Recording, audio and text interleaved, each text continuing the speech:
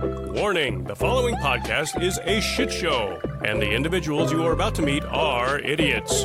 Their opinions, anecdotes, and advice contain zero nutritional value. This is the critical human condition and all of its strangeness. This is life, according to an idiot. Hey, Kaylee, what's going on? Jesus. That was so powerful. Hey, Jeremy, Valentine's Day just passed. It did. I'm in a romancy mood. It's weird because it's not going to be even February when this comes out. But right now, you guys should know that we're recording this after Valentine's Day. Yeah, my heart is full. Do you have that love bug going on? I have bed bugs. Oh, that's unfortunate. Oh, I'm covered in the scars that came from them. You know they don't stay on you, right? They just stay in the bed and then they come out at night to eat the flesh off of your body and then they scurry back under the covers. Sounds like my ex-girlfriend, am I right? Sometimes, I don't really realize I know so many weird fun facts. That's a very disturbing fun fact. They scurry back. Those are mainly the facts I know. It's disturbing facts. Those are fun to me, I think. Yeah, I think there's some element of entertainment, but mainly it's just terrifying because the thought of they know to stay in the mattress. Right. It's like herpes when it stays in the back of your brain. Oh my God. Another perfect analogy for herpes. Wow. I think this show, I feel like, has used herpes in a lot of analogies. Maybe I do. Has it? I think I do in my mind. I do a lot. Every time I think of a menacing force, my first thought is like herpes. Oh, and I don't know why. when it hibernates in your brain. Yeah, I'm just like, oh, that thing Kaylee told me. And then that comes out to strike. Did you know 90% of people have HSV1? Cold sores? I do. Do you? Mm-hmm. I have somehow made it through life without getting it. I'm going to spit in your mouth, and we'll see how that goes. Well, you have to have Actually, you don't have to, but it's mainly contagious when you're having an outbreak. Not the kind I got. No? My mouth is full of sores right now. But are they cold sores? Oh, they're hot. They're red hot. I didn't know that, though. 90%, that's a lot of people. 90%. God damn. That's just going to grow, you know? I know, and a lot of babies get it, too, because, people will kiss them on their head and stuff, and they'll have, a patch on their head. Are you serious? That Yeah. works like that? Yeah. It's local, to wherever the outbreak was. No, I didn't know that. Oh, my God. I got to stop licking envelopes. If you have, an open source Yeah, something, right, yeah. yeah. If you, kiss them with an outbreak, well, you can give obviously, it if I have an outbreak, I only kiss people when they're sleeping. Right. I read a bizarre thing in the Netherlands. Yes. They do grave cleaning because of the small land area. Yeah. They clean out graves every 10 to 20 years. Huh. You can go back to your grandma's grave and it's now it's some dude named Joe. It's that's what probably happened to my smart, grandma? though. I think, yeah, definitely. I just don't know where they put the bodies. I think they probably eat them. Yeah, well, I'm taking it's some essentially journalistic just, liberties empty there. caskets. It's just bones. Yeah, so you can eat them. They're fine. You can get that marrow. Mm-hmm. Oh, because the marrow stays good. It's a non-perishable. Right, you can slurp it up. Yep. You know? Right now, you could find George Washington's bones, and there'd still be some fresh marrow in there, baby. You crack that thing open, you're drinking the founding fathers' marrow. That's some prime marrow. A totally unintentional segue, but I actually read this medical article that I wanted to talk about on this podcast. God. Yeah. About bone marrow. Really? Yes. Do you want to talk about it right now? This is your only window of opportunity right now. I know, this is totally unplanned, but it worked out perfectly. I read this article and it blew my mind. It's like a little science corner here, so boop, boop, boop. I read this article about a guy who had AIDS, but he also developed leukemia. Oh, God. So what they did is they gave him a bone marrow transplant. And I didn't know this, but when they do that, they essentially destroy your immune system. So you have no immune system at all. And do you know how they do that? Through a lot of different drugs and different things that destroys your immune response. And what they do is they take the bone marrow out of a healthy person with a good immune system. And in this gentleman's case, it was a man that had a rare genetic mutation to where he was immune to AIDS and HIV. Mm-hmm. So they took his marrow and gave it to him. So he essentially adopted this person's immune system. And, it eradicated his AIDS. He didn't have AIDS anymore afterwards. What? Yeah. Oh my God. He was cured from having AIDS because he also developed leukemia and then had to have a bone marrow transplant from a man who was immune to HIV. Isn't that insane? Yeah. He just like took over his immune system. It's like, I don't want mine anymore. I'm going to take that guy's. First of all, I didn't know you could be immune to AIDS. Second of all, I didn't know they could do that with bone marrow. That's insane. I didn't either.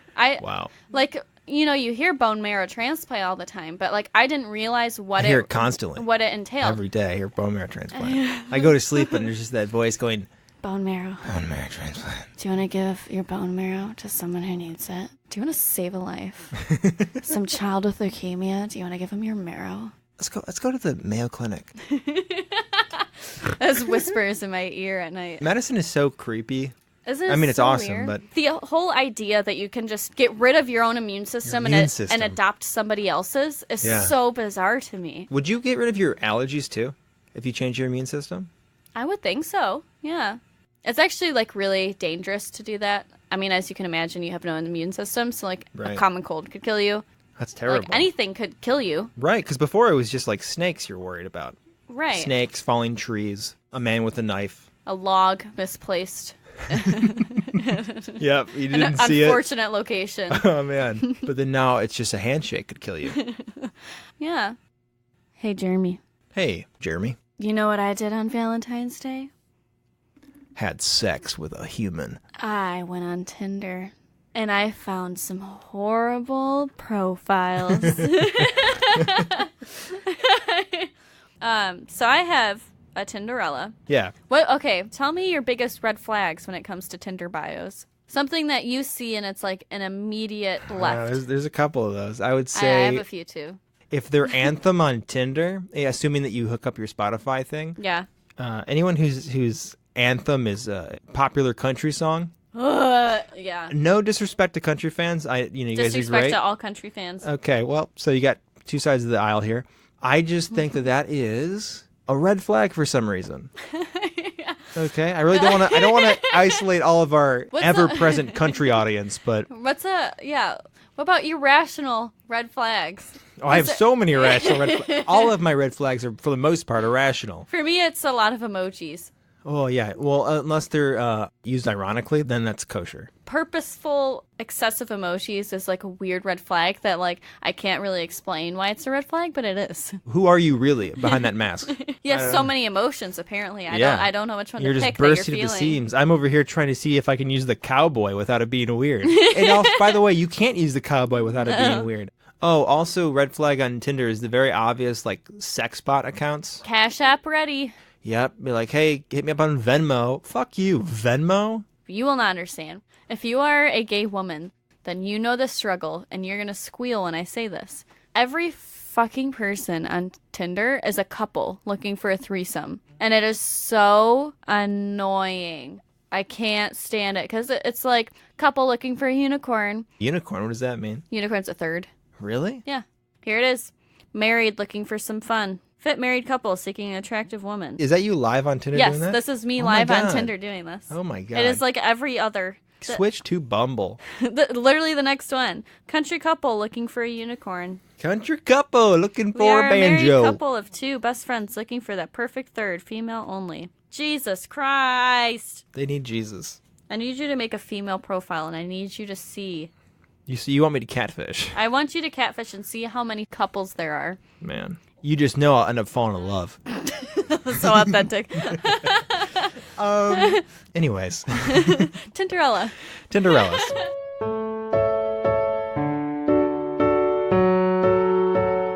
Cinderella? Would you mind if I spread Nutella on her butt and ate it? So this is Guy Fieri. Okay. Not actually, but he just looks like him. Yeah. In his 40s. And his bio is, hi, smile emoji. Love I it. love good food, good company, and good vibes. I'm laid back, cool, calm, and composed. He doesn't use and, it's N.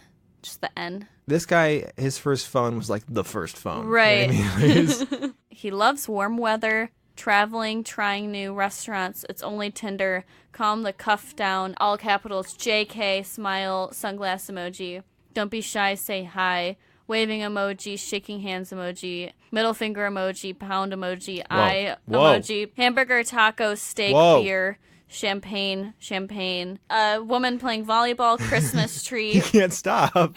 Airplane, boat, snowman, and then 4 American flags. Kelly, was that a lie? Are you serious? I swear. That's like so unexplainable. I love it. He lost me at volleyball, and he got me again at snowman. You know what I mean? Right. Let me read you this one. Okay. I'm going to refer to this wonderful young woman as Stacy. Stacy says, in all caps, message me. Or let me do it. Okay. I'm going to get loud for a second. Message me! No games. Trying to spark a fire flame. Ooh. Sweet as candy. Where are you, lovely? If I know, don't be shy. Hair is green now. Why are people so weird? Love it. I mean, to be fair, it's Tinder, so you're allowed to be like that. By the way, Kaylee, did you ever wonder, like, okay, so America, it's the land of the 50 states, right? Yeah. I mean, I know, like, people were talking about maybe making Puerto Rico a state. However, Puerto Rico is not a state for the time being. We are 50 states. I used to always confuse it for 52. Why? I have no idea. Because Alaska and Hawaii? Maybe. I always thought it was 52. What would be the other two? I don't know. I probably couldn't name all the states, honestly, if I tried. Really? Yeah, I don't know. Can you name all of the Canadian provinces? I didn't even know we had those. Well, we don't. Canada does, but yeah. I think Saskatchewan's one of them. Newfoundland, Manitoba. When it comes to geography, I know absolutely nothing. I just remember the Canadian provinces for some reason because in 6th grade, I don't know why this was part of the curriculum. We had to just study the shit out of the Canadian provinces. Huh. The weirdest detour ever in my public education. Never went back to it. Never talk about... When do you ever talk about Canada in history class? I've never learned anything about Canada. Maybe War of 1812 is kind of related. Anyways. But so that has absolutely nothing to do with what I'm talking about. So just ignore everything I just said. What the hell? I read an article on NPR's website, and it was talking about this book called The Lost States by Michael J. Trinkline. It's all about how states are formed and how they're named. Yeah. And he talks about all the states that almost were. And so these are the would-be states of America. I just made a short little list I want to talk to you about. That was kind of interesting. So, are you familiar with the Mormons? Slightly.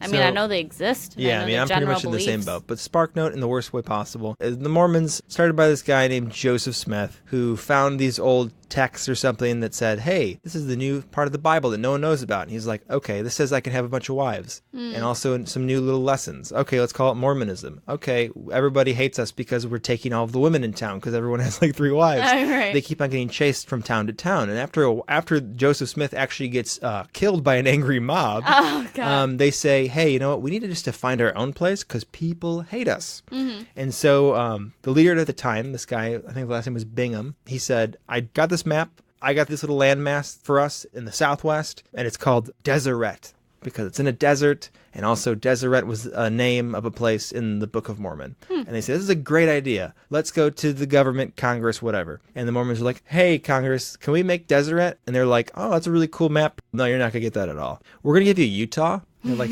you're like, what's a Utah? And so Deseret never came into being. This is one of my favorites. There's once a state called Scott. Just Scott, like the man's name. It's considered a lost state because it existed for 125 years but was never on the U.S. map. It originated from Scott County, Tennessee. During the Civil War, no one in Scott was really a slave owner or a plantation holder at all. Other way around, slave holder, plantation owner. And Scott wanted to stay a Union state. So Scott broke off. I keep on feeling like I'm talking about a singular man. I know. Scott broke off and formed his own state. And it was their own thing until 1986. From the Civil War until 1986. 1986? Yeah, and Scott was like, hey, can I come back to Tennessee? And Tennessee was like, absolutely, buddy. We missed you. And they held a big parade for Scott, and Scott became part of Tennessee again. Yeah. I like that. This one I thought was super cool. Transylvania.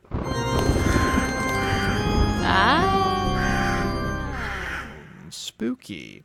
Composed of modern-day western and southeastern Kentucky, plus northern Tennessee. Essentially, it was just this big, giant mega colony. Yeah. The land had been bought by this really wealthy merchant that owned this thing called the Transylvania Company. This guy named Richard Henderson, who controlled the company, got investors to buy up land and stuff.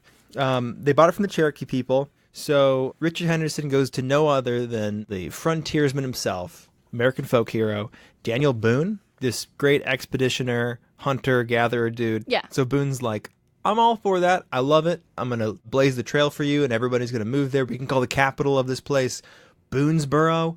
It'll be great.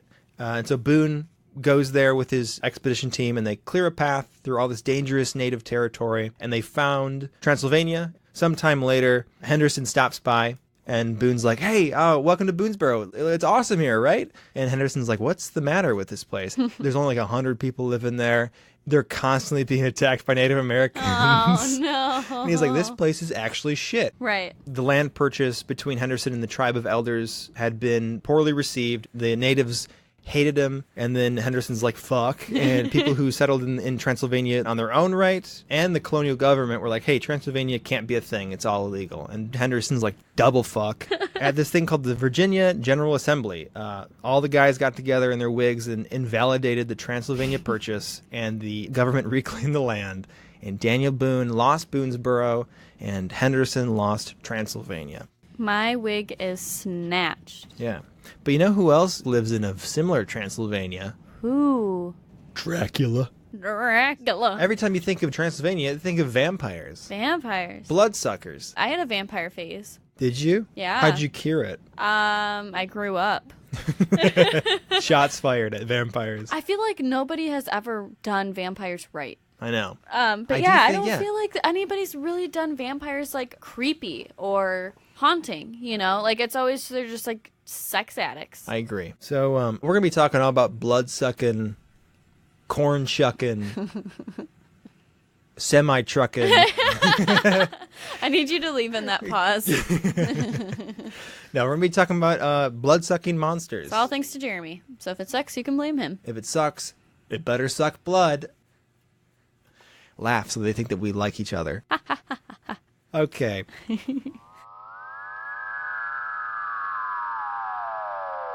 Sharing their curiosity to know the unknown, their tension, their readiness for inconceivable adventure. Is it human or inhuman? Earthly or unearthly? I will drive that stake through your heart, Dracula. Oh my God! So much blood! Listen to them. Children of the night. What music they make. Unbelievable, fantastic, but I tell you it could happen. Okay, so I'm going to start with vampires. Yes. Vampires are, as we all know, individuals that are often undead and survive by feeding on blood, particularly of humans, animals. They're really just human and animals. The only blood that exists. Let's just run through the characteristics of a vampire so we're all on the same page. Obviously, it varies throughout culture and throughout like different parts of history, but typically vampires have to have one or more of these characteristics to really be considered a vampire. Number one, an unusual complexion, typically pale, although in different ages we saw vampires having like a dark complexion. They have fangs, potentially. Sometimes they have no reflection, no shadow, because shadow is typically associated with a soul, like your shadow is tied with your soul. So there's some physical attractive qualities to them. If it's not a physical attractiveness, it's like hypnotizing eyes or something, some sort of power that lures people to them. And also their physical response to death. Typically you'll see them like in an old movie turn to dust. Fun fact, you know Count Chocula? Yeah. Speaking of turn to I dust. love that cereal. Yeah, it's a great cereal. General Mills said that when slain, Count Chocula becomes chocolate dust. I thought that was so dark to include in like the bio page on General Mills. If he's killed, he'll turn to chocolate dust. I'm going to kill Count Chocula. Do it. I want to lick up his ashes. The thing that troubles me with that is that in every box of Count Chocula, there is chocolate powder. There is. At the bottom of the bag. Every bag has a dead Count Chocula. I'm thinking they're farming these Count Choculas, and then they're systematically murdering them. It tastes great. I mean, I don't want them to stop. So let's go over some history of vampires. Okay.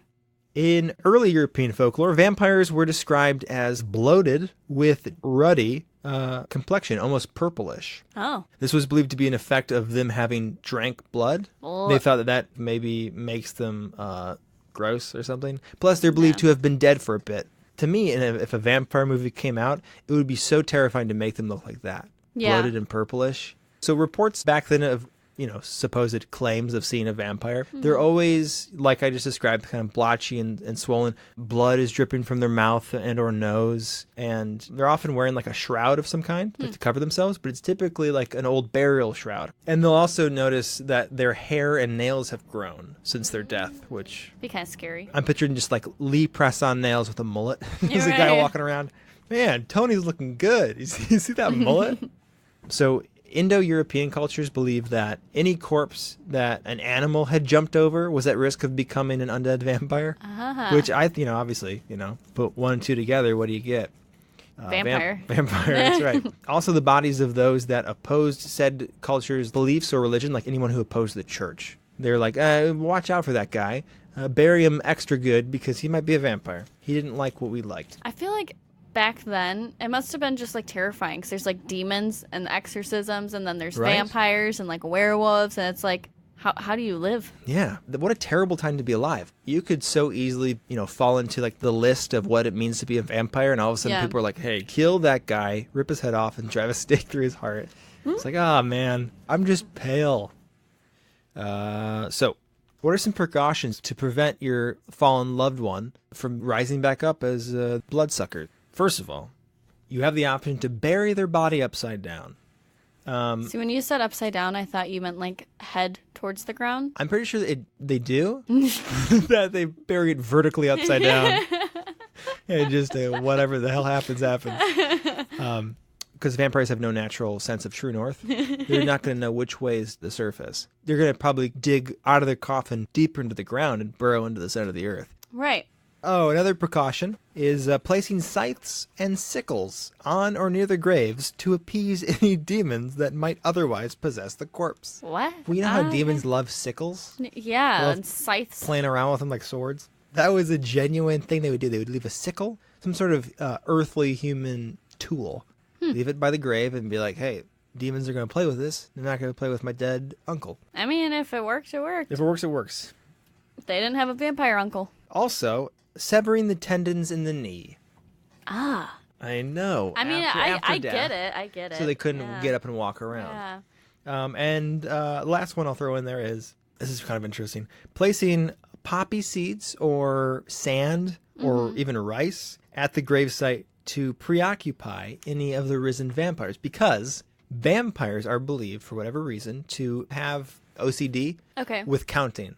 And so when they see things like sand or rice, they have to count every piece before they can continue doing what they're doing. Yeah, they're just associated with some sort of neurotic behavior. Does that mean a vampire can never go to the beach? They can never leave the beach, really, when you think of it that way. But then they would die because the sun's Well, you know coming what's up. weird is that vampires exploding in sunlight is a more modern belief. Oh, really? In the olden days, vampires weren't thought to be explodable. So you see this OCD thing with the counting in Chinese folklore, South American folklore, Indian folklore. It's a weird thing that they all have in common. Like, Count Chocula. Oh, Count Uvula, yes. No, on Sesame Street. Whoa, hold on. Yeah. Whoa, and also, he's purple. He's purple. Yeah, he is purple, isn't he? Wow. That's fucked up, Sesame Street. Sesame Street. I wonder who the Count was before he died. Someone's hand. Someone's hand. So, how do you find vampires? Well, if you're sexually attracted to them. Well, for some, that's a given. Yeah. First of all, you look for deep holes in the ground. Oh. Because they came out of that them. Implies, they were buried there and they dug up. Number two, this was mainly in Europe. You lead a virgin boy on a virgin stallion through a graveyard. The horse, typically black for some reason, although in Albania they would be white. The horse would refuse to move, or what's called balk in the horse community, and they refuse to move forward at whatever grave was that of a vampire. Every time I think of that, I think of how embarrassing it has to be for like the virgin boy. Everyone's laughing at him because he's a virgin, but like he has to do it for the church and for like everyone's good well-being. I had sex with a girl at summer camp. Yeah. She's in Canada. She lives in Canada. He's just looking around the church graveyard. Her name was her name was Anne. Grave Church. Anne Grave Church. Huh, okay. Do you remember that episode on beatification of saints and people not decomposing? So that's another thing for vampires, is when they would open graves and find corpses that hadn't decomposed naturally. They were still looking pretty good. And looking back, most of the time, this was in like cold seasons where like the corpse wouldn't, or they had blood on them. Like sometimes they would find a body with blood on the face or the mouth. The thing about that, a lot of the main vampire scares were in times of plague or disease. So you know that whole story about the graveyard shift being buried prematurely? Yeah. And they would wake up in their casket 6 feet underground. A lot of times when you wake up like that, you're startled, you get up and you bang your head on top of the casket, get a bloody nose, you got blood all over your face now. You know, and they would claw at the top of the casket. Yeah, no. So when they would open these caskets and be like, the lining's all torn up. Oh, and sometimes they would have eaten like the inside of the coffin because they were so starving. Or they would start to eat their own arms. And they would go, oh, this is a monster. It's so hungry for blood. It's eating its own arms. It's eating the inside of the coffin. We got to, drive a stake through its heart and cut its head off or whatever. Yeah, so I thought that was kind of interesting and dark. But yeah, for sure. The most important part, how are vampires warded off? How do I get these guys taken care of? Well, you ask them to please leave, and then they have to leave your house. It's like cops. You legally have to tell me if you're a vampire. They can't enter unless you invite them in. True. I never invite anybody in, and That's that right. way no vampires enter. Did you grow up in a home where, like, when the doorbell rang, most people hid?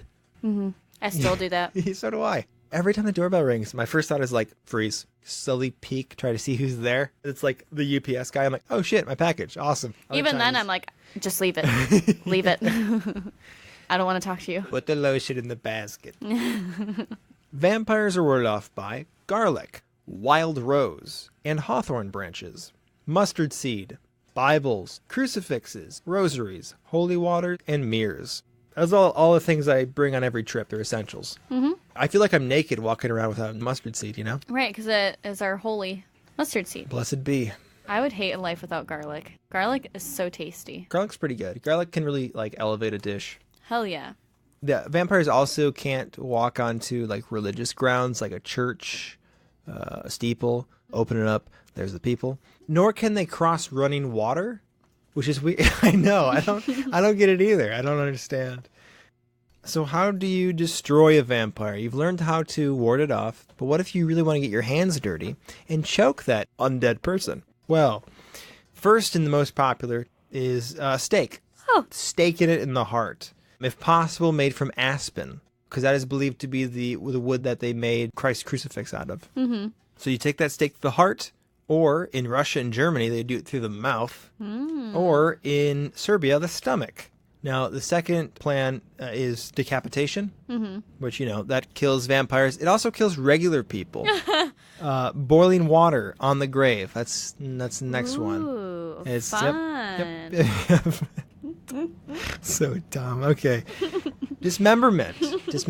What they would do is they saw the vampire as not only a threat to the community, but also the family that they had once belonged to. Typically, they would haunt or harass their own family or whatever. So what they would do is they would dismember the already dead body, and then they would burn some of the dismembered parts, and they would mix that with water, and they would make the family drink it. Oh. Yeah, so I thought that was absolutely disgusting. Sounds like a great way to get disease. Back in the days of tuberculosis, when a dead body they thought it was a vampire, they would sometimes cut out the heart and burn it and then mix it with water and drink it, which just got the families sick, if they weren't already sick with tuberculosis before. Right. They're like, this will cure you.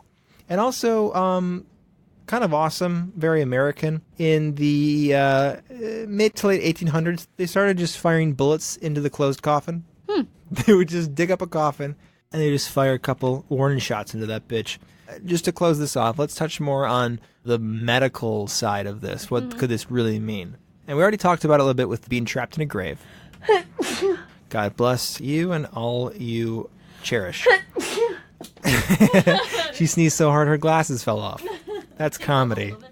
We talked about the decomposition. That was another one of the medical explanations for vampires, is when you dug them up and they looked so good, it's because either they were sealed really well, it was cold and they just didn't decompose right, or magic. Yeah. I don't know. The jury's still out on magic. When they thought that the nails and the hair were growing longer, it's because like when you die, your body loses the essential oil and juice that keeps it all nice and lubricated. It starts to dry out. That means that like the skin will recede around your nails and around your teeth even. Right. Your gum line will recede and around your hairline will recede as well. The receding hairline. It's like vampires wake up and they have shitty hair. Or straight off. It's like, I look like my dad. Yeah, that was going to be hot. It's a receding hairline. Also, what I think is really interesting, rabies actually has a lot in common with what we thought was Vampirism? Vampirism, yeah, thank you. Mm-hmm. I know words sometimes. Yeah, you know them words. So rabies can explain the hatred of garlic and light because you become very sensitive. All your senses become hypersensitive. Right, and you really want to bite stuff. Mm-hmm. Yeah, exactly. Rabies disrupts your normal sleep patterns, meaning nocturnal.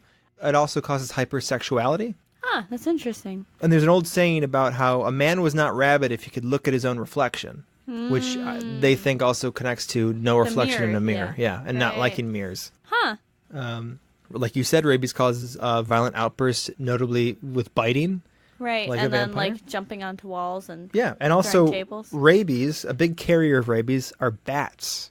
And vampires are seen either around bats or associated with bats, or they turn into a bat and fly and stuff. So I thought that was really interesting. Now, I want to take a quick detour and talk about vampires in other cultures. Okay.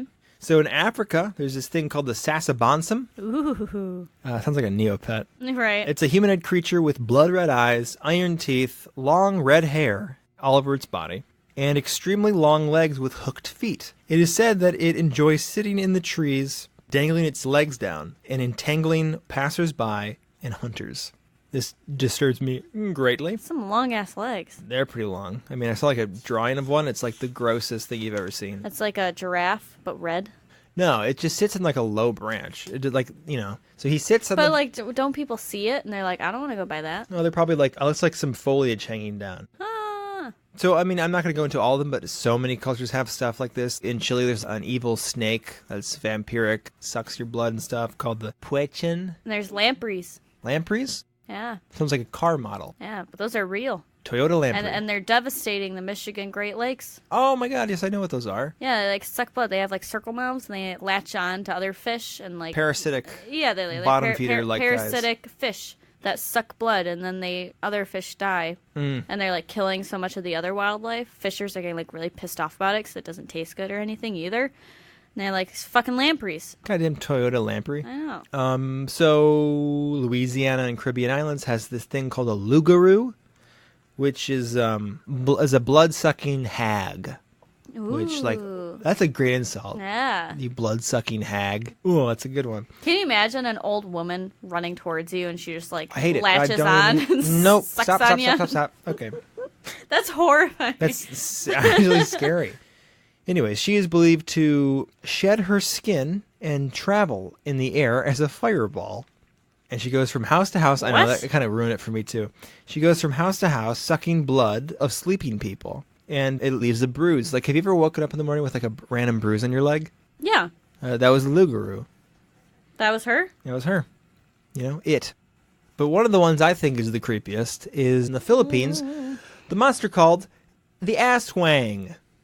Which is my favorite because it has two of the funniest words in the English language, ass and wang. Who had the audacity? Who had the privilege of naming this Aswang? So I'm going to call it Aswang. So the Aswang are flesh-eating shapeshifters that feast on predominantly children and pregnant women. So they're just the creme de la creme of shitty monsters. Well, those are like the most tasty. Okay, well. So by day, they appear as irregular townsfolk in a small Filipino village somewhere. But in this form, they are believed to be just normal people, typically kind of reclusive and shy. And then at night, they turn to their true form and they hunt. And their appearance it really varies. They're typically female during the day. Right. Because, evil women. And then at night, they may shapeshift to resemble pigs, dogs, most commonly big black dogs. They also appear as birds. Now, while they do resemble animals that we all know and love, there is one distinction. They look creepy as fuck. They have long needle-like tongues that suck the blood out. Think of like a mosquito? Yeah. And they are described as walking backwards on their hind legs. And they are at times so thin they can hide behind bamboo shoots. Now, there are different subgroups of aswangs, but typically they're silent. Mm-hmm. Except for when they want you to hear them. Yeah. Now, aswangs deal in deception, so they have vocal tricks like sounding farther away so that they lure you out or you're running from them. And all of a sudden they start making their voice sound far away so you relax and then Then they get you. That's when you They get you real good. They can disguise as anything, including other animals, other people, and inanimate objects. And also one thing that's very strange that they do is they can manipulate reality in such a way to where they turn any kind of object into a body. So when they find the body, it's just a whole body, nothing wrong with it. And they can even create like a doppelganger. So they'll take like a piece of earth and turn it into whoever they just ate, like a living replication of that. What? But the thing with that is, even if they're walking around and seem like they're alive, they almost immediately go back to their home, become sick, and then die. So they can only live for so long as fakes. Aswangs also exhibit superhuman strength. They often frequent funerals in hopes of later eating the body. Ooh. Okay, this is trigger warning, everybody. This is very dark, and I so apologize. They are said to lurk near the bedside of pregnant women. And they get their tongue and they stick it where you would assume, and they suck out the fetus from the womb. What the fuck? And they eat the fetus. That's what they do. I'm just reporting it. So how do you become an asswang? You're probably wondering, how do I turn my ass into a wang? Yeah. Well, I'll tell you. First thing you do is this is where my mind went, you tie a chicken egg with some string and you swallow it. Like how you tie a tooth to a door or something. Right. Or put like a string around a nickel and you get your nickel back out of the machine. Because it's 1950 and machines take nickels. Right. And so you swallow that egg, and then eventually it'll hatch, and the chick will, go into your stomach and die. And you pull out the remainder of the eggshells that are still attached to the string, as if that's possible. And you take the remaining eggshells and you bury it in a bamboo shoot with coconut oil and chicken dung. Yeah, and then after that you become an asswang. I don't know if it's somebody immediate. was fucking with another person by coming up with this. 100%. And somebody followed this procedure at some point. I guarantee you what it was. It was like some shaman claimed to know everything about the asswangs. And they're like, well, how do you become one? He goes, oh, it's easy. And then he just started bullshitting his way through it. You get a chicken egg and you swallow it, but you got to keep the shells. And all of a sudden it becomes this whole superstition that everybody believes. And a dying asswang can turn others into an asswang by holding their mouths close together, and the chick will come out of their mouth and go into the other person's mouth. And then they're going to be an asswang. The only way you can really hurt or kill an asswang is their weaknesses are garlic, like vampires. Albuleros oil is said to boil, that rhymes, when an asswang is nearby. So you can kill one by cutting their head off. That's the same way you can kill me. And by whipping them with a stingray tail. I killed Steve Irwin. Yep. They whipped him with a stingray tail. They did. Okay, really quickly, how do you detect an asswang? Well, you go, hey, asswang, and then they hiss at you. And you wait for them to beat you up. Because they're angry about it. First, you look into their eyes. And if your reflection in their eyes is upside down, they're an asswang. Maybe that's kind of harder to get that close to this person. So what you do instead is you bend over, you face away from them, bend over, look at them upside down through your legs. And if they're an asswang, they won't look the same. They'll look like somebody else. Huh. And you'll know that they're an asswang. That's kind of creepy. Wow. Can you imagine doing that as a joke and then it's somebody else? Oh, that's nightmare fuel. Man, that was fucked up. Okay. I'm going to drive an hour and a half home in the dark. Oh, you're I'm so scared. going to get killed by an asswang. So, I'll end this on a positive note.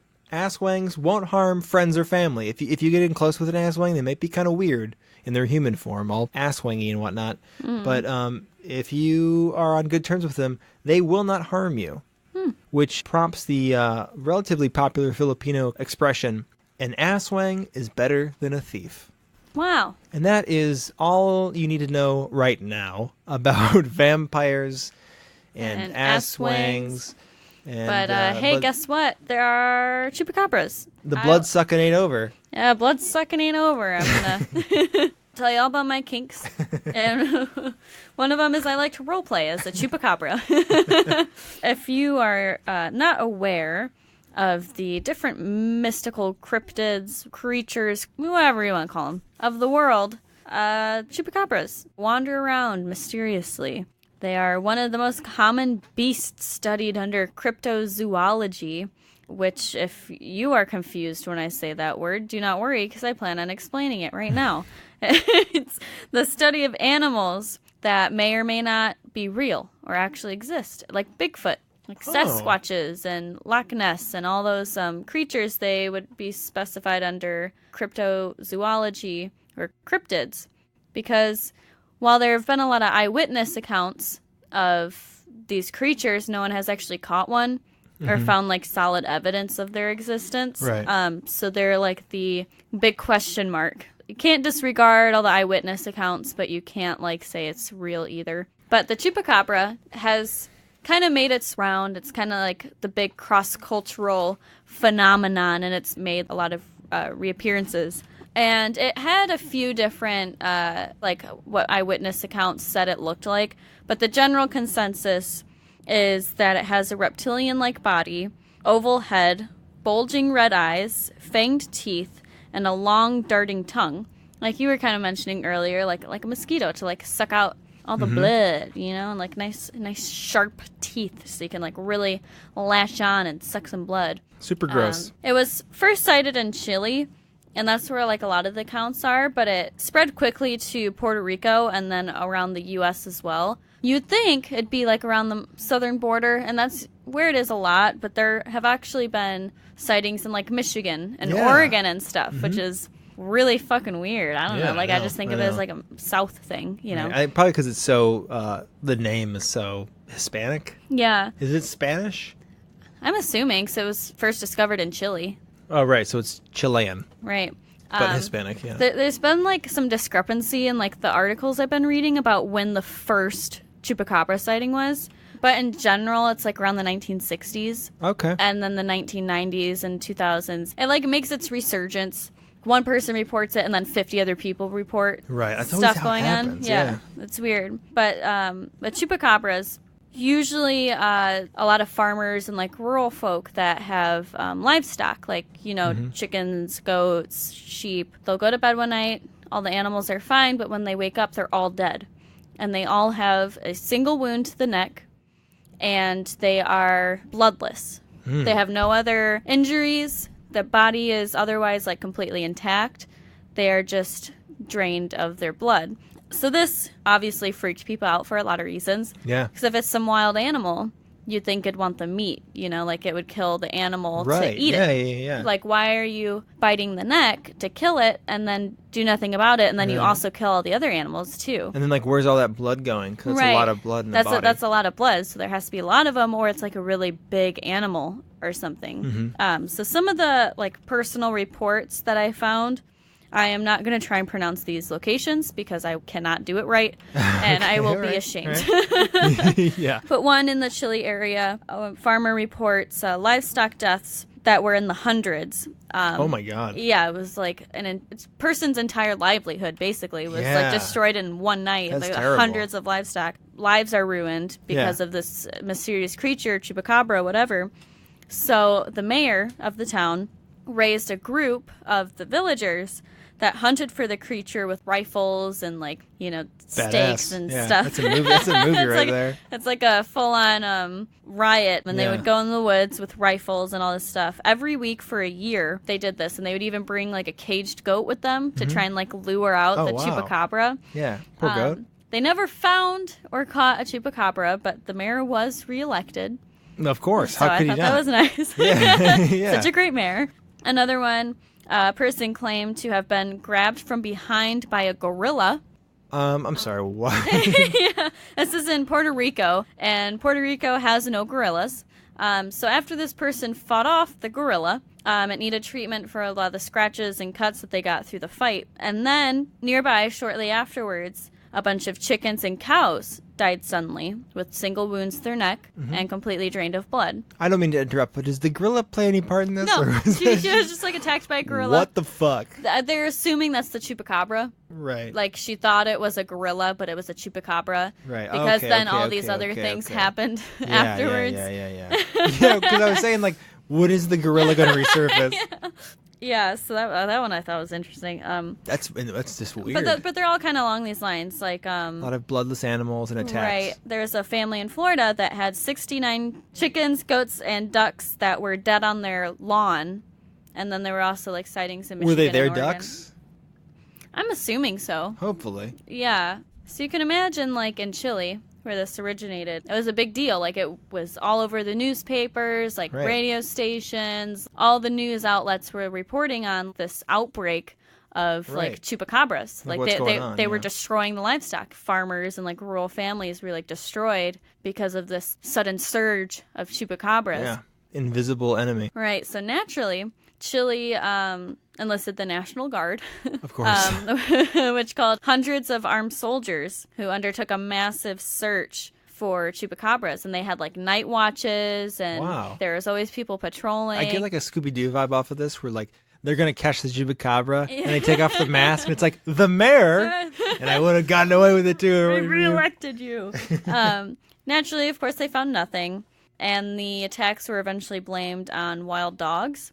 But nobody really believed it, and it's kind of like a thing in Chile where it's like the chupacabras will come back. You know, they still run rampant. So Chile actually has a wild theory on how the chupacabras came to be. U.S. government?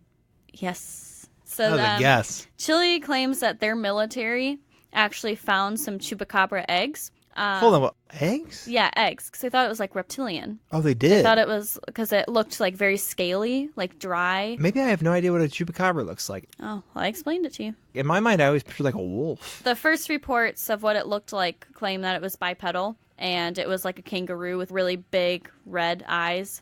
But the later reports say it's more like a hairless dog. Oh, okay. But gross. This was back when they thought it was like reptilian-like, whatever. But Chile claims that their military found chupacabra eggs. Okay, yeah. The U.S. government found out, so they sent the eggs to NASA, naturally. That's suspicious. Right, so NASA got a hold of these chupacabra eggs, and nobody ever heard about them again. Mm-hmm. So Chile... Because they ate them. Right. Chile blamed the U.S. government for hiding and then also creating the chupacabra.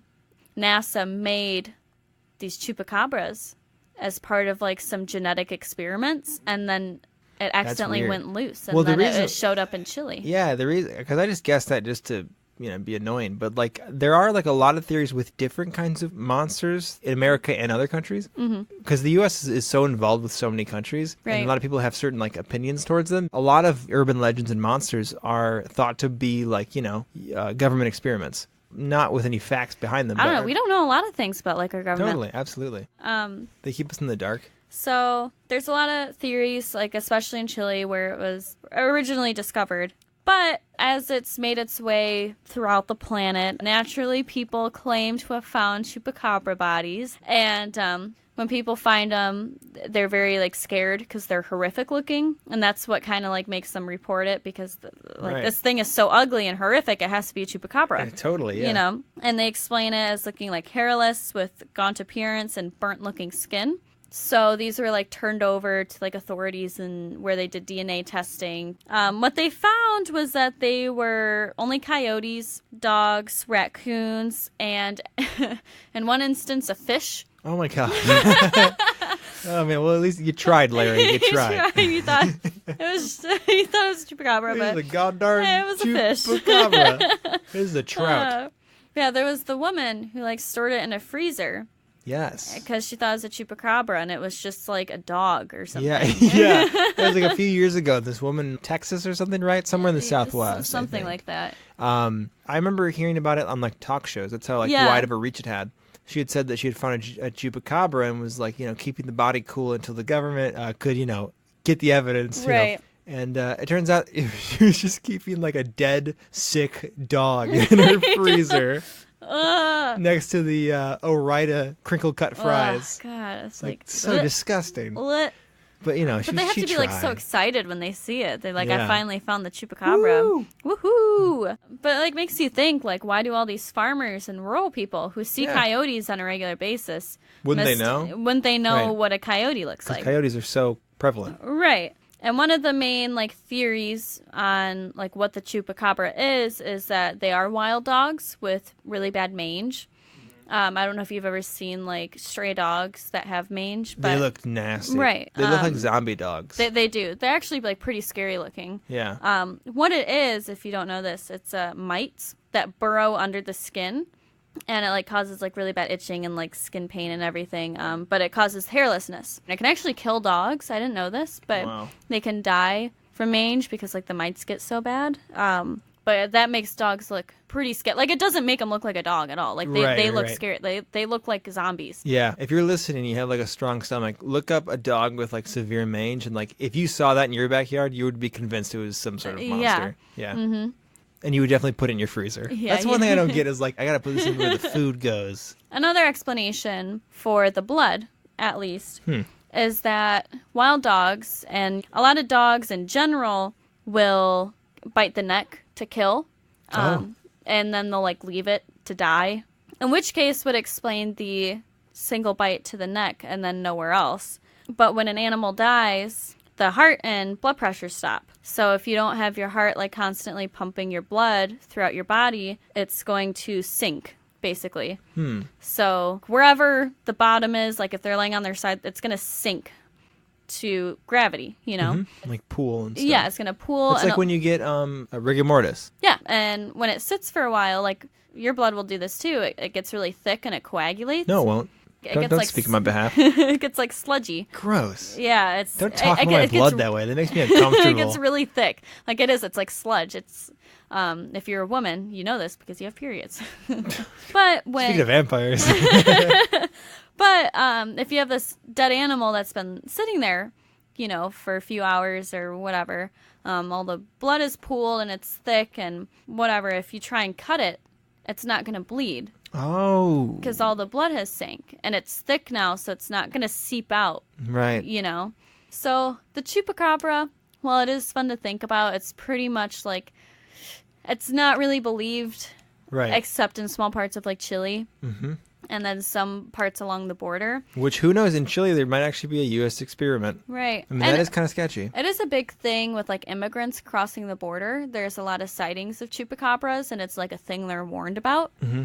I guess it's just, like, really interesting to me. And, like, can you imagine being told there's, like, this blood-sucking creature? Yeah, and, like, that'd be you're still scary. like, I need to do this. Right. No thanks. Be careful. There is a monster that will suck your blood. Right. Oh, and there's, well. like, this like line of dead animal carcasses. Yeah, you're like, that's it's near. bloodless. Oh, And God.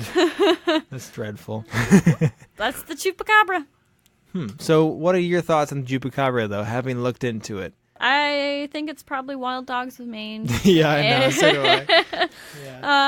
I That's- do think the Chile thing is interesting, though. I got to give, the whole U.S. government thing. However, maybe they just found alien eggs. Or maybe lizard eggs. Lizard eggs, and Or the U.S. raccoon government. eggs. U.S. government's like, we collect lizard eggs. It's just like a hobby that we do. Oh, we have a good vibrations we gotta do, Jeremy. Do you want to do good vibration? Yeah, I got Okay. mine already. I already did it. Good vibrations, Kaylee style. My good vibrations is My good vibrations are. my good vibrations are people in your life that make you feel good and make your heart warm and fuzzy. That's beautiful sentiment. Yeah.